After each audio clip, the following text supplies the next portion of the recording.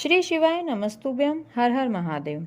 मैं पायल सैनी अपने YouTube channel आज के उपाय में आपका स्वागत करती हूँ। आज के वीडियो के उपाय हैं, पहला किसी भी कार्य में सफलता के लिए, दूसरा यदि बच्चा बहुत जिद्दी हो तो उसके लिए, तीसरा शीघ्र विवाह के लिए, चौथा कोई काम ना बन रहा हो तो उसके लिए, पांचवा सरदर्द से संबंधित समस्याओं के लिए, छठा स्किन संबंधी समस्याओं के लिए, सातवां कुंडली में कोई दोष हो तो उसका उपाय, आठवां विवाह में आ रही रुकावटों को दूर करने का उपाय, नौवां यदि किसी का बार बार एक्सीडेंट होता हो तो उसके लिए उपाय, 10वां कोई भी मनोकामना पूर्ति के लिए उपाय।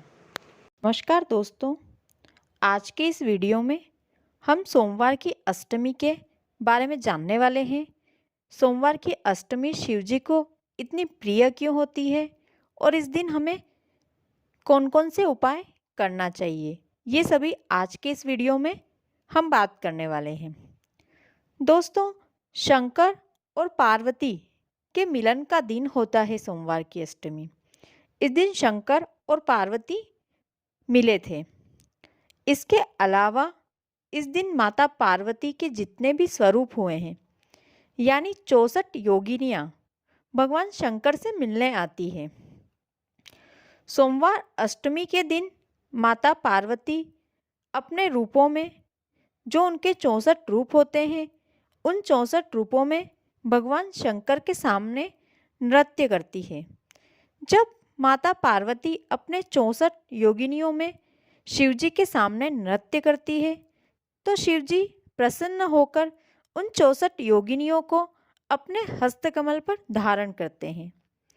सोमवार की अष्टमी शिव जी को प्रसन्न करने और रुझाने का बहुत ही अच्छा मौका होता है।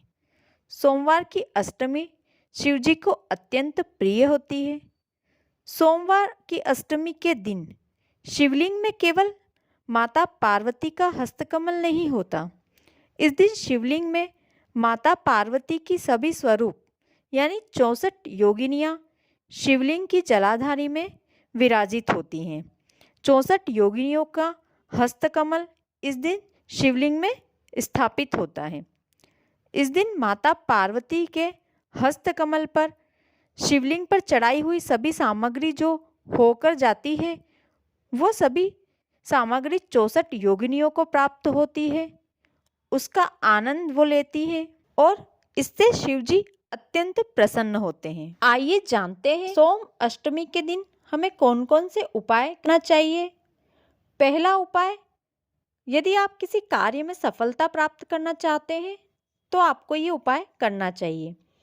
अगर किसी व्यक्ति की नौकरी नहीं लग रही हो, व्यापार नहीं चल रहा हो, संपदा की कमी हो, घर में पैसे नहीं आ रहे हो, तो सोमवार की अष्टमी के दिन 7 बेलपत्र लीजिए और केसर को घोलकर उसका चंदन बना लीजिए। फिर हर एक बेलपत्र की बीच वाली पत्ती पर केसर से ओम बना लीजिए और नीचे की जो दोनों पत्तियां होती है उनमें एक पत्ती पे माता आदिशक्ति जगदम्बा के नाम का स्मरण कर कर केसर की चंदन की बिंदी लगा दीजिए और दूसरी पत्ती पर गणेश जी रिद्धि सिद्धि का स्मरण कर कर एक बिंदी लगा दीजिए। सातों पत्तियों पर ऐसे ही आपको ओम बनाकर बिंदियां लगानी है। उसके बाद शंकर जी के शिवलिंग पर एक एक पत्ती समर्पित कर देना है, यानी एक एक कर कर 7 बेलपत्र चढ़ा दीजिए।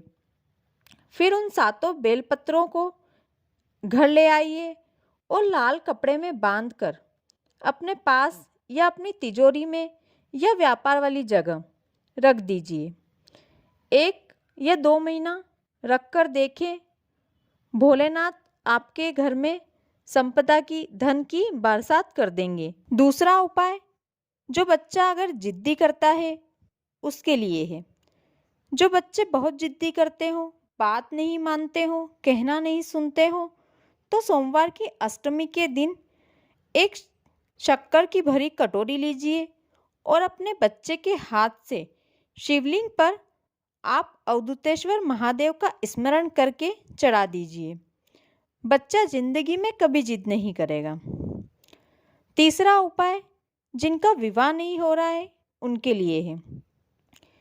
जिनका विवाह नहीं हो रहा है, विवाह में अड़चने आ रही है, तो सोमवार की अष्टमी के दिन 11 फूल की पंखुड़ी लीजिए और लाल चंदन लीजिए। अब शिवलिंग में माता अशोक सुंदरी के स्थान पर पहले 11 फूल की पंखुड़ी चढ़ा दीजिए और उसके बाद लाल चंदन पानी में घोलकर माता अशोक सुंदरी के स्थान पर चढ़ा दीजिए। जिसने भी ये उपाय किया उसका 3 महीने में विवाह अवश्य ही पक्का हो जाएगा। चौथा उपाय, अगर आपका कोई काम नहीं बन रहा है तो आपको ये उपाय करना चाहिए। अगर आपका कोई काम नहीं बन रहा है, आप बार बार प्रयास कर रहे हैं लेकिन फिर भी उस काम में यदि आपको सफलता नहीं मिल रही है, तो सोमवार की अष्टमी के दिन 31 चावल के दाने, 31 मूंग के दाने और 31 बेलपत्र लीजिए। अब शिव मंदिर जाएं और 31 चावल के दाने मंदिर की जो दहलीज या चौखट होती है वहाँ पर रख दीजिए। उसके बाद 31 मूंग के दाने नंदी का जो पैर ऊंचा उठा हुआ होता है उस पैर के पास समर्पित कर दीजिए। और जो 31 बेलपत्र आप ले गए हैं उन 31 बेलपत्र पर या तो आप सभी बेलपत्र पर चंदन की बिंदी लगा दीजिए। यदि आप सभी बेलपत्र पर नहीं लगा सकते हैं तो आखिरी वाली बेलपत्र पर चंदन की बिंदी या फिर चंदन से ओम लिख दीजिए और वो 31 बेलपत्र शिवलिंग में माता अशोक सुंदरी वाली जगह पर अपनी कामना करते हुए रख दीजिए। ध्यान रखें, बेलपत्र की डंडी शिवलिंग में जहाँ से पानी नीचे गिरता है उस ओर रखना है और बेलपत्र का हरा वाला हिस्सा शिवलिंग की साइड में रखना है। आपका काम अवश्य ही सफल होगा। पांचवा उपाय, किसी को सिरदर्द से संबंधित कोई समस्या हो, जैसे माइग्रेन हो, तो सोमवार की अष्टमी के दिन 7 लौंग लेकर शिव मंदिर जाएं। अब शिवलिंग में माता अशोक सुंदरी वाले स्थान पर वो 7 लौंग अर्पित कर दीजिए। थोड़ी देर रखे रहने के बाद वो 7 लौंग अपने साथ घर लेकर आ जाएं। लौंग घर लाने के बाद जिस भी व्यक्ति को सर से संबंधित तकलीफ हो, माइग्रेन हो, उसे सुबह उठते बिना कुछ खाए पिए रोज 1 लौंग 7 दिन तक चबा चबा कर खाना है। उसके सिर से संबंधित सभी समस्याएं समाप्त हो जाएगी। छठा उपाय, त्वचा संबंधी कोई बीमारी हो, जैसे चर्म रोग हो गया हो, चमड़ी सफ़ेद पड़ गई हो या आँखों के नीचे काले घेरे डार्क सर्कल हो गए हो या अन्य कोई स्किन की प्रॉब्लम हो गई हो, तो सोमवार की अष्टमी के दिन माता अशोक सुंदरी के स्थान पर पहले 1 लोटा जल चढ़ाएं, उसके बाद दूध चढ़ाएं और जब आप दूध और जल चढ़ा रहे हो तो उस चढ़े हुए दूध और जल को जहाँ से शिवलिंग में जल नीचे गिरता है वहाँ से दूसरे बर्तन में झेल लीजिए। अब वो झेला हुआ जल लेकर घर आ जाएं। यह उपाय आपको सुबह करना है और शाम को जो पानी आप झेल कर लेकर आए हैं वो एक बाल्टी में पानी भरकर उस बर्तन में मिला लीजिए और उस पानी से आपको स्नान करना है। आपकी जो भी त्वचा संबंधी बीमारी होगी वो धीरे धीरे कम हो जाएगी। 7वां उपाय, यदि किसी की कुंडली में मंगल दोष या काल सर्प दोष जैसे बड़े दोष हों तो सोमवार की अष्टमी के दिन 7 मूंग के दाने और 1 बेलपत्र लेकर शिव मंदिर जाएं।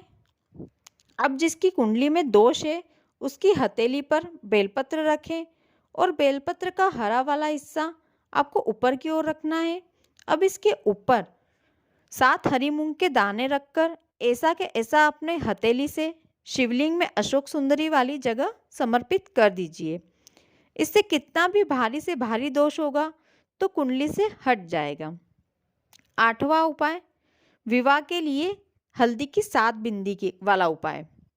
यदि किसी का विवाह नहीं हो रहा है तो सोमवार की अष्टमी के दिन शिव मंदिर जाकर जिसका विवाह नहीं हो रहा है उसके हाथों से हल्दी को गीला कर कर शिवलिंग में अशोक सुंदरी वाली जगह हल्दी की 7 बिंदी लगवा दीजिए। अब उन बिंदियों पर जिसका विवाह नहीं हो रहा उसकी हाथों की हथेलियों को छुआकर अब वो हल्दी के हाथ ऐसे ही लेकर घर आ जाइए और अपने घर में रसोई में जहाँ परिंदा हो वहाँ या फिर जहाँ वो सोता है वहाँ उस हल्दी के हाथ के छापे लगवा दीजिए। केवल 3 से 4 महीने में जिसने ये उपाय किया है उसका विवाह अवश्य ही पक्का हो जाएगा। 9वां उपाय, जिसका बार बार एक्सीडेंट होता हो, तो यदि किसी व्यक्ति का बार बार एक्सीडेंट होता हो, जिसे बार बार चोट लगती हो, जिसका बार बार रक्त बहता हो, या कोई व्यक्ति वेंटिलेटर पर हो, या कोई बार बार बीमार पड़ता हो, जिसके शरीर में किसी न किसी रूप में तकलीफ आती ही रहती हो, तो सोमवार की अष्टमी के दिन एक स्टील के लोटे में जल भरकर उसमें थोड़ा सा दूध डालकर 7 सफ़ेद पुष्प रखकर जिस व्यक्ति के लिए आप ये उपाय कर रहे हैं उसके हाथ का स्पर्श करवाकर शिव मंदिर जाकर शिवलिंग पर कुंदकेश्वर महादेव का नाम लेकर वो जल और 7 पुष्प समर्पित कर दीजिए। उस व्यक्ति को जिंदगी में दोबारा कभी चोट नहीं लगेगी, वो हमेशा स्वस्थ ही रहेगा। 10वां, सोमवार की अष्टमी के दिन आप कोई उपाय करें ना करें लेकिन शिव मंदिर अवश्य जाएं, एक लोटा जल चढ़ाएं, शिवलिंग की पूजन जैसे आप करते हैं वैसे करें और इस दिन शाम को प्रदोष काल में शिवलिंग पर बेलपत्र अवश्य चढ़ाएं और बाबा से अपनी मनोकामना अवश्य करें। इससे आपकी मनोकामना अवश्य ही बाबा पूरी करेंगे। वीडियो को आखिरी तक देखने के लिए धन्यवाद। यदि आपको वीडियो अच्छा लगा हो तो वीडियो को लाइक और शेयर करें, साथ ही कमेंट में हर हर महादेव लिखें।